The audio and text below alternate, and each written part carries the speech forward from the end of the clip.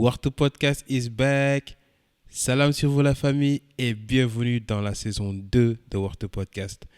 Pour notre premier épisode, nous allons explorer l'incroyable pouvoir de l'authenticité. Dans un monde où chacun se plaît à porter un masque, nous allons voir quelle est l'importance d'être authentique et quels sont les défis également que cela peut nous permettre de surmonter. Alors sans plus tarder, comme vous le savez, Warto Podcast Jotna.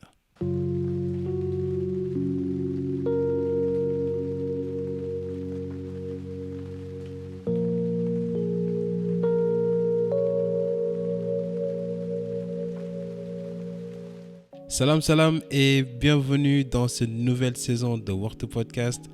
Franchement, vous m'aviez beaucoup manqué et j'admets que ça me démangeait énormément d'enregistrer de nouveaux épisodes avec vous. Et honnêtement, j'admets que ça me fait vraiment plaisir de vous parler et j'espère qu'avec cette nouvelle saison, Inch'Allah, nous allons en apprendre encore plus. Pour ceux ou celles qui ne me connaissent pas encore, mon nom est Mohamed aka Mr. Lamsin et dans ce podcast, nous traitons des sujets qui influencent notre temps et nos vies, que ce soit la santé mentale, le développement personnel, la spiritualité, le monde digital, voire les finances. Et pour ce premier épisode, nous allons voir d'abord c'est quoi l'authenticité et pourquoi j'ai choisi ce sujet-là. Dans un monde où tout le monde se plaît à porter un masque et à également clamer à être la meilleure version de soi, je me suis posé cette question suivante. Pourquoi tout le monde veut devenir la meilleure version de soi-même alors qu'en fait, il faut être la version authentique de soi? D'abord, voyons voir c'est quoi être authentique. Être authentique d'abord, c'est être vrai, sincère et honnête, à la fois avec soi-même et avec son entourage. Selon moi, lorsqu'on est authentique avec soi, on ne cherche pas à porter de masque. On ne cherche pas à jouer de rôle. Que ce soit sur les réseaux et en dehors des réseaux, on est la même personne. Moi, par exemple, je me suis dit au début que Mr. Lamsin, c'était pas moi. Parce que c'est un nom que j'avais créé moi-même. Mais en réalité, ça fait partie de moi. Et il y a eu quand même beaucoup d'histoires autour de ce nom-là. Il y en a qui me posent la question d'où vient le nom, etc. Et en fait, tous les éléments qui le composent viennent de mon histoire personnelle. Pour ceux qui le savent, mon nom est Mohamed. D'ailleurs, j'avais changé mon nom d'utilisateur en début d'année. Et il y a eu pas mal de gens qui m'ont fait savoir que le fait que tu aies changé de nom peut être un peu perturbateur. Je me suis dit c'est tout à fait normal. Mais quand même, je me suis posé encore une nouvelle question. Et je me suis dit, est-ce qu'avoir un surnom réduit notre authenticité? Et c'est là où j'ai commencé à faire des recherches et tout ça. Et en réalité, avoir un surnom qui nous correspond, qui matche à nos valeurs, fait bel et bien partie de notre authenticité. Parce que déjà, lorsqu'on est authentique, ça implique d'abord à se connaître soi-même, à reconnaître ses forces et faiblesses, mais également à accepter ses singularités sans nullement chercher à les cacher.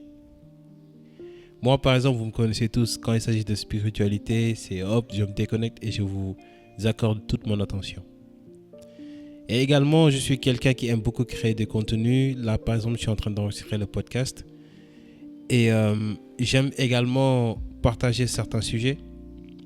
Et je me suis dit, mais pourquoi me caser dans ce cas, dans une seule catégorie, alors qu'en fait, je suis celle que je dois exprimer. Malheureusement, il y a un terme également que je n'aime pas, et c'est le fait de demander à la personne de se nicher lorsqu'il commence sa carrière de créateur de contenu. En fait, moi je trouve que les gens, malheureusement, ils veulent trop nous mettre dans des cases.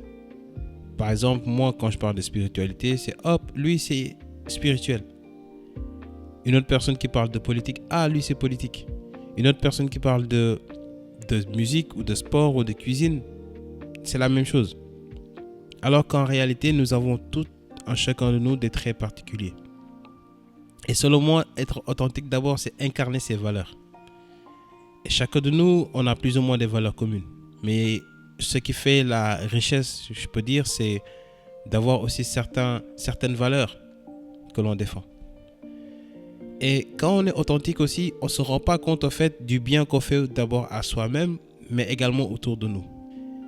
Et malheureusement, surtout sur les réseaux, on voit qu'en fait, on nous oblige, entre guillemets, je dirais obligé, mais on nous manipule à porter des masques, à être vraiment la meilleure version de soi, comme on dit.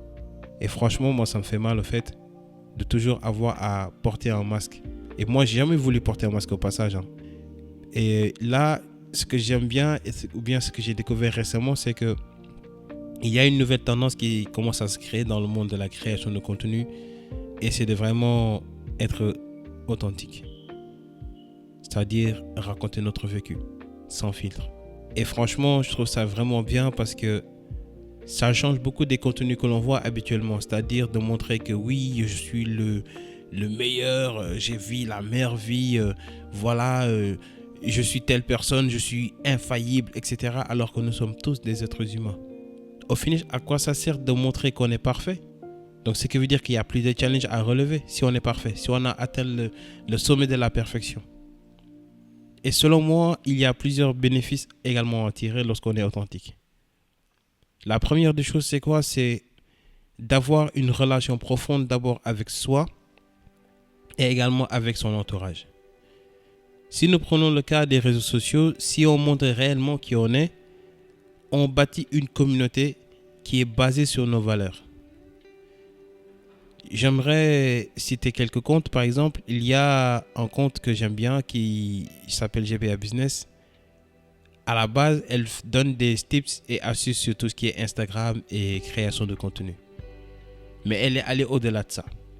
Elle partage carrément sa vie quotidienne, les moments de tristesse, les moments difficiles qu'elle a eu dans sa vie.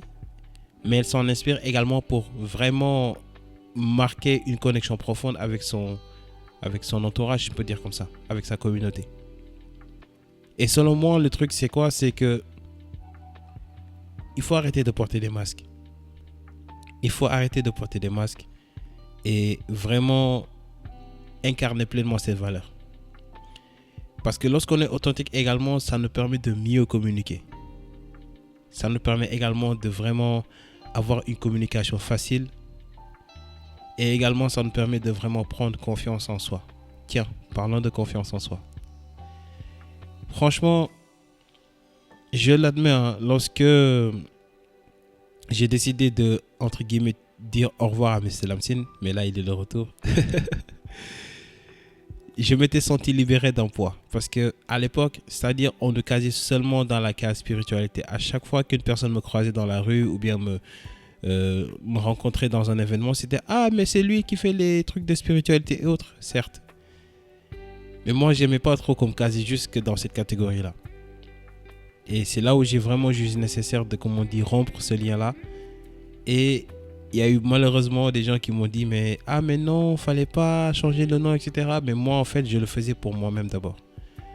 Et c'est après, au fil du temps, où j'ai vraiment fait des recherches, que j'ai appris en réalité que Mr. Lamsin et Mohamed, c'est pareil. Parce que c'est les mêmes valeurs qu'on défend. C'est le même prototype et on est même liés par la même lettre, la lettre M. So, quand vous êtes authentique, vous êtes bien. Vous êtes en harmonie avec vous-même. Également, ça vous donne de l'assurance et du courage aussi pour affronter les défis de la vie. Parce que, imaginez-vous, vous êtes créateur de contenu. Par exemple, vous parlez de cuisine ou de mode. Il y a Mohamed qui parle de cuisine, Marie qui parle de cuisine, Fatima qui parle de cuisine. Et des dizaines d'autres personnes qui font la même chose, qui le disent de la même manière et qui le montrent aussi de la même façon. Au finish, il n'y a pas d'authenticité derrière. Selon moi, c'est quoi? C'est d'abord incarner pleinement ses valeurs. Peut-être que je vais me répéter durant l'épisode, mais pour moi, c'est super important en fait. Parce que on nous a tous conditionnés à être dans des cases. Et selon moi, on ne doit pas être dans des cases, on doit être libre de s'exprimer. Si Dieu le voulait, il pourrait faire de nous une seule communauté, comme il a dit dans le Coran. Parlant la même langue, ayant les mêmes temps, etc. Alors qu'en réalité, on nous a créés différents. La preuve, nous ne vivons pas tous sur le même continent. Certains sont en Afrique, d'autres sont en Europe, d'autres en Asie, etc. Nous ne parlons pas tous la même langue. Nous ne consommons pas les mêmes plats. Mais n'empêche que ça ne nous bloque pas en fait dans la communication en soi. Et pour moi, le vrai truc, c'est quoi? C'est que il faut pas accepter qu'on nous classe. Il faut pas accepter qu'on soit des pâles copies, comme on dit. Non. Pour moi, le vrai truc, c'est quoi? C'est que il faut apprendre d'abord à se connaître. Et on a tout un chacun des valeurs également. Le but pour moi, c'est que quel que soit le type de contenu que tu crées, n'accepte pas d'être dicté par le marché. Non. Certes, tu peux accepter d'être influencé par le marché, mais n'accepte pas d'être manipulé par le marché. D'ailleurs, en parlant d'influence et de manipulation, il y a un livre qui porte ce même titre que je viens de citer, écrit par Robert Cialdini, qui explique en fait c'est quoi la différence entre influence et manipulation. Et malheureusement, là où on est actuellement sur le marché de la création de contenu, on est tous manipulés en quelque sorte. Et c'est là où ça vient vraiment l'opportunité de se montrer, de montrer ses valeurs et d'être conforme avec ses propres valeurs.